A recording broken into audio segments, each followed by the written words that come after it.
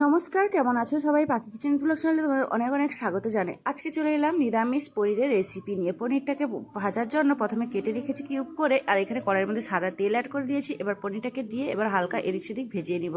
আর এদিকে আমি কিছুটা জল গরম করতে বসে দিয়েছি। জলটা গরম করার কারণ হচ্ছে পনিরগুলোকে ভেজে গরম জলে 10 মিনিটের মতো ভিজিয়ে রাখবো। এবার পনিরটাকে ভেজে তুলে রাখছি ওই জলের মধ্যে। এবার এদিকে দেখো পনির ভাজা হয়ে গেছে। গোটা গরম মশলা, আদা গ্রেট করা, টমেটো পিউরি, এবার হলুদ গুঁড়ো, লঙ্কার গুঁড়ো, চিনি, স্বাদ মতো লবণ, আর দিয়ে দিয়েছি ধনিয়ার পাউডার। মশলা কষানো হয়ে গেছে। এবার দিয়ে দিলাম কসুরি মেথি। এবার পনিরটাকে অ্যাড করলাম। এর মধ্যে দিয়ে দিয়েছি ফ্রোজেন মটরশুঁটি। এবার ওটাকে দিয়ে ভালোভাবে কষানো হওয়া পর্যন্ত অপেক্ষা করবো। এর মধ্যে অ্যাড করবো ধনিয়া পাতা, আর দিয়ে দিয়েছি অল্প একটু জল, আর এখানে অল্প একটু গরম মশলা আর ঘি উপর থেকে ছড়িয়ে বেশ নামিয়ে নিলাম। তো আমি এই রান্নাটা ফ্রাইড রাইসের সাথে সার্ভ করছি। তো ভিডিওটি ভালো লাগলে অবশ্যই লাইক করে দিও, আর ফেসবুক পেজ থেকে দেখলে পেজটিকে ফলো করে, আর ইউটিউব থেকে দেখলে ইউটিউব চ্যানেলটিকে সাবস্ক্রাইব করে